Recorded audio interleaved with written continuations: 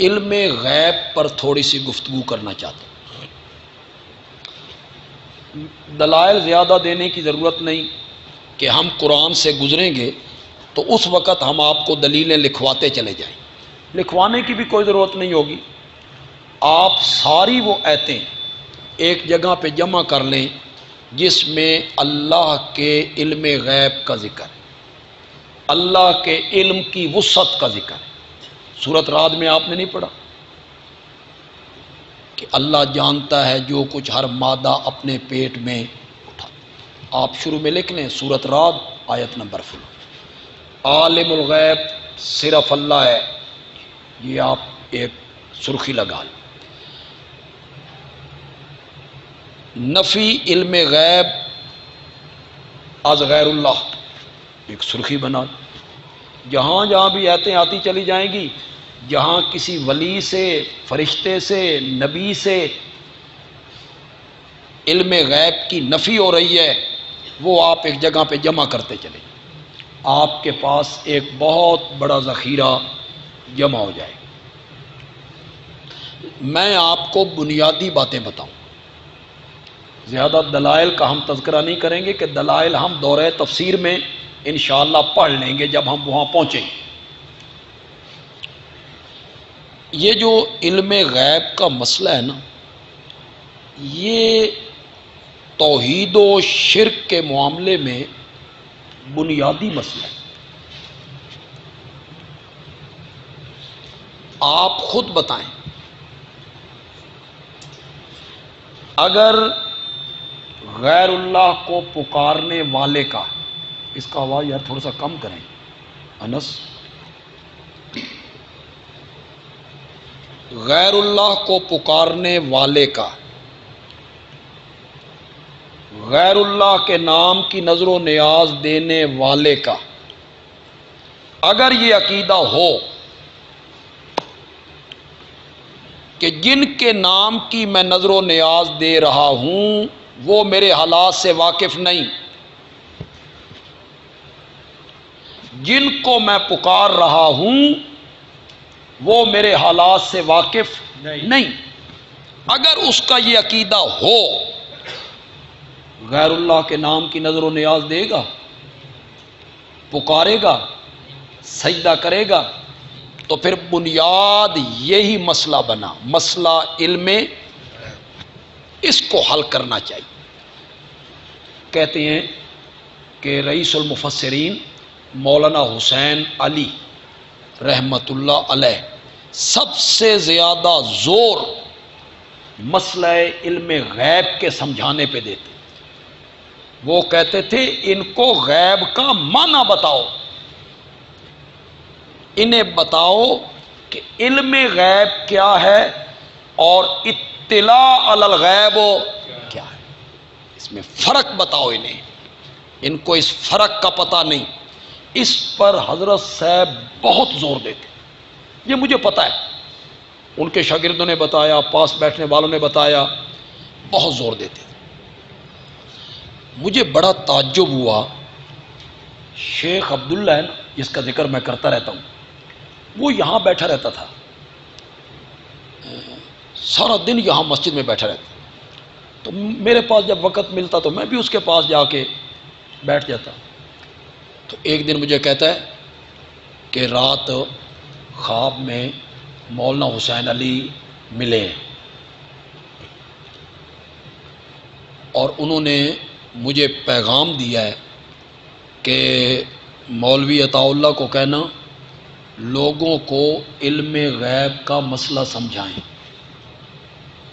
یہ اس نے مجھے خواب سنایا، اور مجھے یہ پتہ تھا کہ حضرت صاحب اس پر بہت زور دیتے تھے کہ لوگوں کو اس کا معنی بتا۔ منڈی باؤدین میں قدر ایک پنڈ ہے، قدر، یہاں حضرت صاحب گئے، ان کے شاگرد بھی گئے۔ حضرت صاحب پیچھے کمرے میں بیٹھے ہوئے تھے، ایک شاگرد نے بات شروع کی، تقریر شروع ہوئی تو لڑائی ہو گئی۔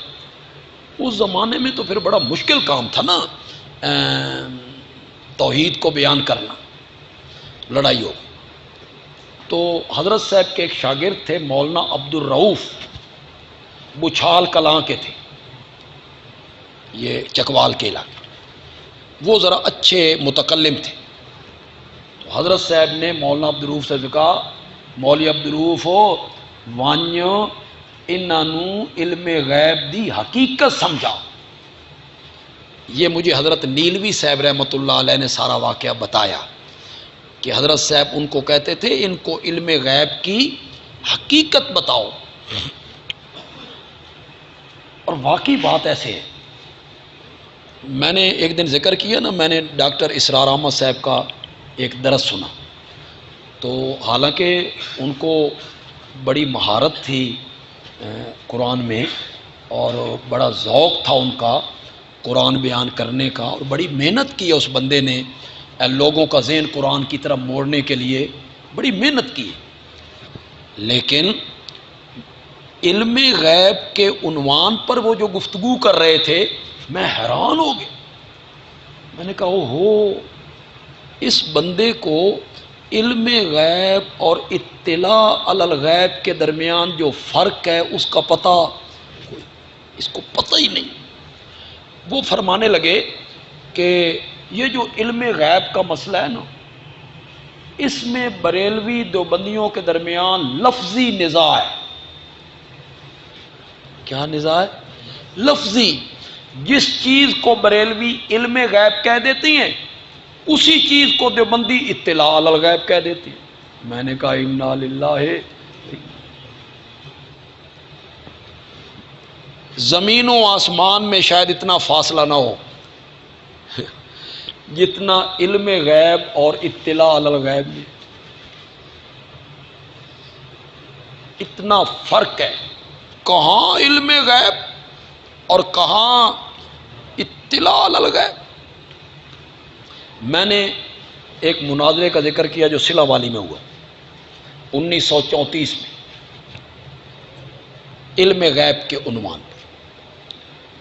ہماری طرف سے مناظر تھے مولانا محمد منظور نعمانی رحمۃ اللہ، بڑے پائے کے مناظر تھے. ہم نے تو کتابیں پڑھی ہیں ان کی، وہ مناظرے بھی ہم نے پڑھے ہیں. بندہ دنگ رہ جاتا ہے کہ بندہ کس طرح بولتا تھا. اس کے مقابلے میں جو بریلویوں کے علماء تھے، ایک ان کے مولوی سردار تھے فیصل آباد کے، اور مولوی حشمت علی، یہ بڑے طرار لوگ تھے، بڑے چالاک لوگ. تو مولانا منظور نعمانی رحمۃ اللہ علیہ لکھنؤ کے تھے، لکھنؤ. اور انہوں نے اپنا بوریا بسترا سارا باندھ کے نا بریلی میں ڈیرے لگا دیے. دفتر بھی ادھر لے آئے اور بریلی میں ڈیرے لگا کہ ان کے شہر میں رہ کر ان کا مقابلہ کر. اور پھر ایک مناظرہ انہوں نے مولانا احمد رضا خان کے مدرسے کے اندر جا کے مولوی سردار سے. اس کا تصور ذرا کریں، ان کا مدرسہ، ان کا ماحول، اور ان سے مناظرہ کیا. وہ مناظرہ فتوحات نعمانیہ میں وہ مناظرہ موجود ہے. مولوی سردار کہنے لگا میں جٹ ہاں تے اج تو پھسیاں تے میں تین جان نہیں دینا، آج تین میں بڑا رگڑا لانا. مولانا منظور صاحب اٹھے اور نے فرمایا سردار ایک گلاں تین چنگیاں نہیں لگدیاں، میں جان نہیں دینا، میں تیرے گھر دے وچ وڑے ہوئے ہاں، اے میں گلاں کراں تے چنگیاں لگدیاں تے تین یہ گلاں چنگیاں نہیں لگدیاں، میں تیرے گھر کے اندر آیا ہوں. تو کچھ تھا نا مجھ میں تو کہ میں تیرے گھر کے اندر آ گیا. تو سلا والی کا جو مناظرہ ہے نا، یقین کریں جب میں نے اسے پڑھا اور پھر کئی دفعہ پڑھتا رہتا ہوں، میں مولانا منظور نعمانی کا علم، تکلم، میں حیران ہو جاتا. کیسا مناظرہ کی. میں آپ کو حضرت صاحب کی بات بتانا چاہتا ہوں. اصل اتنا زبردست مناظرہ ہے. مناظرہ ختم ہو گیا، 3 دن مناظرہ ہوا. تو حضرت صاحب سے کسی نے پوچھا استاد جی مولوی منظور نعمانی نے کیسا مناظرہ کی؟ فرمایا مناظرہ تو چنگا کیتا س، لیکن حالے آپ نو علم غیب دی حقیقت دا پتہ کوئی نہیں. جی ہم ان کا مناظرہ سن کے دنگ رہ جاتے، لیکن حضرت صاحب کا جو علم غیب کے عنوان پر یعنی نظر تھی، فرمایا حالے آپ اس نو علم غیب دی حقیقت دا پتہ کوئی نہیں۔ تو علم غیب کو سمجھنا یہ بہت ضروری ہے، اور اس مسئلے کو لوگوں کو سمجھانا بہت ضروری، لوگوں کو یہ بتانا کہ تمہارے حالات سے واقف ہے تو صرف اللہ، اللہ کے سوا تمہارے حالات سے کوئی واقف، ایک ایک ذرے اور قطرے اور پتے کو جاننے والا وہی ہے۔ یہ جب لوگ مان لیں گے پھر لوگوں کو کہنا چاہیے پکارنا اس کو چاہیے جو تمہارے حالات سے واقف ہو، نظر و نیاز اس کے نام کی دینی چاہیے جو تمہارے حالات سے۔ تو بنیادی مسئلہ کیا ہوا؟ علم۔